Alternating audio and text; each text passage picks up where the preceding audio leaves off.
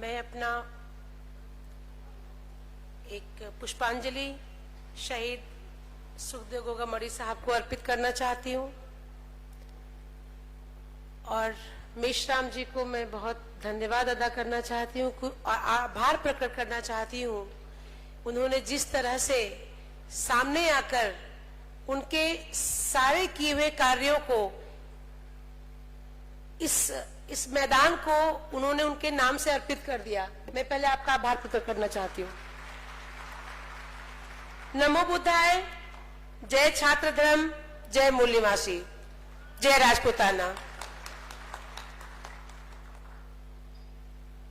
इस अवसर पर मैं शायद बहुत कम बोल पाऊंगी क्योंकि आज जो यहाँ पे आने के बाद एक एकता का परिचय जो हमें मिल रहा है और कई सारी कौम, कई सारे संगठन, भारत मुक्ति मोर्चा, मूल निवासी और बहुत सारे संगठन एकत्रित होके और इस मैदान से जो एक एकता का परिचय पूरे देश में फैला रहे हैं या जाएगा यहां से एक एकता का परिचय, वो एक बहुत बड़ी बात हो जाएगी। मेरे को विषय मिला है परशुराम जी के लिए बोलने के लिए, तो मैं इतना ही बोलूंगी कि जो इंसान, जो मानव एक गुस्से में आकर किसी का वध कर दे, पूरे कौम की पूरी नस्ल खत्म कर दे, वो एक कहानी होता है या एक सचमुच में कैरेक्टर होता है या एक आतंकवादी होता है या एक खलनायक होता है? आपसे क्वेश्चन है, आपका मंथन है। तो इस बात को जो लगातार फैलाया जा रहा है कि किस बार परशुराम जी ने क्षत्रियों का विनाश किया इस पृथ्वी से, मैं सिरे से खारिज करती हूं। अगर परशुराम का या चाणक्य जैसा कोई कैरेक्टर है और मेश्राम साहब ने यहां पे इस बात को अनाउंस भी किया है कि उसको वो करोड़ों की 1 करोड़ रुपए इनाम देंगे, तो तथ्य के साथ, अभिलेख के साथ में यहां पे साक्ष्य प्रस्तुत करें ना। पूरा आरएसएस का गढ़ यहां बैठा हुआ है, क्यों चुप बैठा हुआ है? लगातार क्षत्रियों के इतिहास पर प्रहार करना, मैं आरएसएस को चेतावनी देना चाहती हूं। नागपुर में शहीद सुखदेव गोगामड़ी जी के इस मैदान से, इस प्रांगण से इतिहास छेड़ना खत्म कर दो।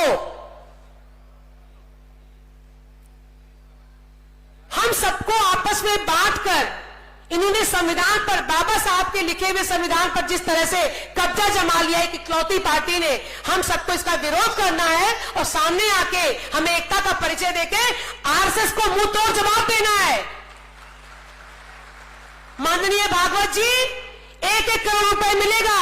रुपए के लिए तो आप कभी पुलवामा, कभी गोधरा, कभी कुछ भी करवाते रहते हैं एक राजनीतिक पार्टी बनवा के। अगर आप ये साक्ष्य प्रस्तुत कर देंगे, इस मंच के माध्यम से कहती हूं, इस मंच के माध्यम से मूल निवास के अध्यक्ष वामसेव के अध्यक्ष मेश्राम साहब 1 करोड़ रुपए इनाम देंगे। तो इसी के साथ में थोड़ा सा निशब्द हो रही हूं क्योंकि अभी सुखदेव दादा की बहुत याद आ रही है और वो होते तो आज कुछ अलग ही समा होता। मैं बहुत आभार फिर से प्रकट करती हूं कि आप सब लोग यहां आए और आप सब लोगों ने 4-5 दिन के इस सम्मेलन को, इस मंथन शिविर को सफल बनाया। ऐसे ही एकता का परिचय देते रहेंगे तभी देशद्रोही संस्थाएं खत्म कर पाएंगे या उनका कोई निवारण हो पाएगा। क्योंकि राजनीतिक पार्टियां देश की सेवा करने के लिए नहीं है। बीजेपी जैसी या आरएसएस के जैसे सामाजिक संगठन ये समाज में विवाद प्रस्तुत करके ये अपवाद बन जाते हैं और सब जगह शांति कायम करके सिर्फ वोट बैंक की राजनीति करते हैं। समाज की सरसता, समाज की समरसता, समाज का जो एक अभिन्न अंग हमारे जो मूल निवास है, जो हमारे बहुजन भाई हैं, इनको हिंदू के नाम पर अलग करें। हिंदू जैसी कोई व्यवस्था है ही नहीं।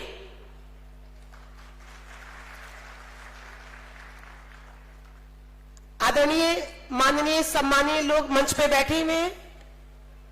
जिस तरह से आरएसएस ने अपने एक पार्टी के द्वारा संगठित प्लान करके संविधान को कैप्चर किया है और सभी के कैरेक्टर को, महापुरुषों के कैरेक्टर को डिस्टर्ब कर रहे हैं, कहीं ना कहीं विवाद उत्पन्न करा रहे हैं कि गुर्जर से हम लड़े, छात्र मतलब क्षत्रिय लड़े, जहां से क्षत्रिय लड़े, बहुजन समाज से क्षत्रिय लड़े, सब दुश्मन हो जाए और ये बैठ के मलाई और क्रीम खाएं।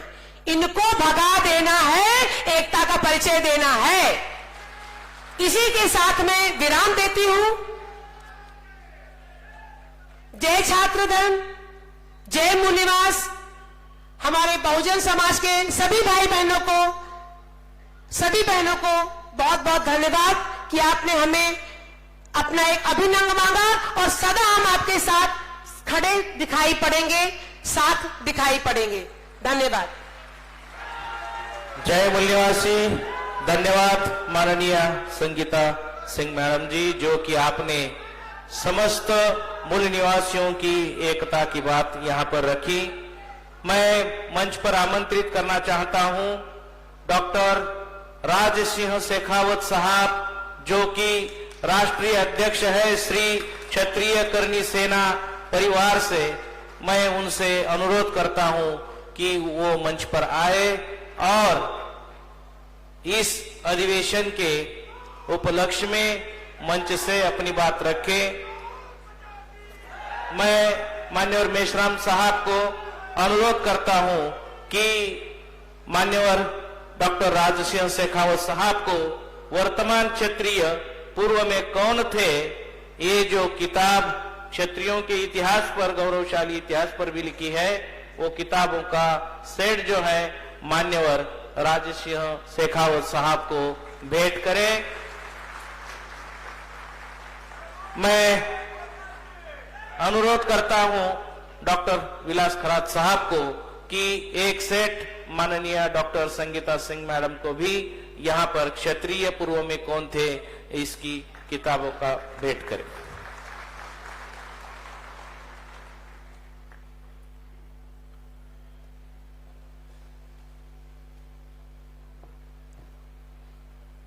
नमो बुद्धाय।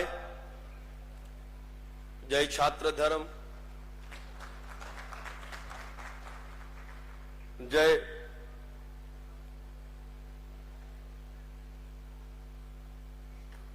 मूल निवासी, जय राजपूताना, जय सनातन धर्म। दोस्तों,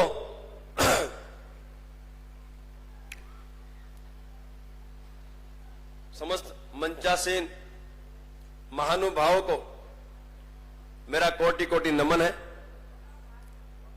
और खास तौर पर बामसेब के राष्ट्रीय अध्यक्ष वामन मेश्राम जी को, उनके चरणों में मैं कोटि कोटि नमन प्रस्तुत करता हूं, क्योंकि उम्र में वो बहुत बड़े हैं मेरे से।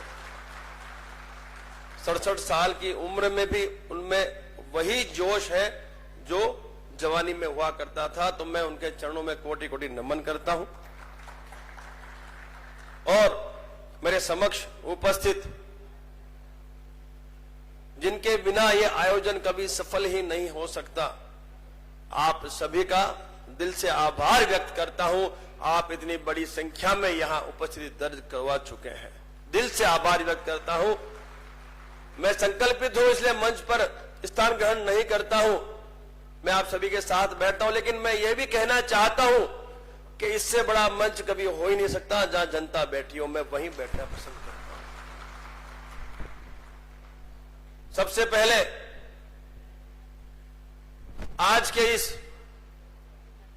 40वें अधिवेशन, बामसेब के 40वें अधिवेशन के इस 5वें दिन भी आप इतनी बड़ी संख्या में यहां उपस्थित होकर एकता का परिचय दे रहे हैं, उसके लिए मैं आपका दिल से आभार व्यक्त करता हूं। और अमर शहीद सुखदेव सिंह गोगामिणी जी का सिर्फ एक ही नारा था, हम सब एक हैं। उनका नारा क्या था? हम सब एक हैं। हम सभी राष्ट्र हित में अपना अपना दायित्वों का निर्वहन कर रहे हैं। मैं बामसेब के राष्ट्रीय अध्यक्ष जी का फिर से एक बार दिल से आभार व्यक्त करता हूं कि इस मैदान का नाम आपने अमर शहीद सुखदेव सिंह गोगामिणी जी किया है। मैं कोटि कोटि वंदन करता हूं, दिल से आभार व्यक्त करता हूं। और ये एक इतना बड़ा मैसेज इस पूरे भारतवर्ष में गया है, वो आप कभी सोच नहीं सकते। एक फौजी आपके सामने खड़ा है जो फौज में अपना दायित्व निभा के आया है, और वहां सभी फौजी है, यही हम जानते थे। ये तो यहां आके मालूम चला कि भाई यहां तो हम कई जातियों में बटे हुए हैं, कई धर्मों में बटे हुए हैं, लेकिन फौज में ऐसा कुछ नहीं है। देश के लिए हम सब लड़े और आगे भी लड़ते रहेंगे। यह है फौज, और यही फौज का जो एक टेम्परामेंट है, क्या वो भारतवर्ष में नहीं आ सकता? बिल्कुल आ सकता है। सभी राष्ट्रहित में काम कर रहे हैं, तो हमें इस पे विचार करना होगा, इस पे हमें विचार करना होगा। और ऐसे आयोजनों को, ऐसे जो आयोजन हो रहे हैं, इन आयोजनों को हमें सफल बनाना होगा।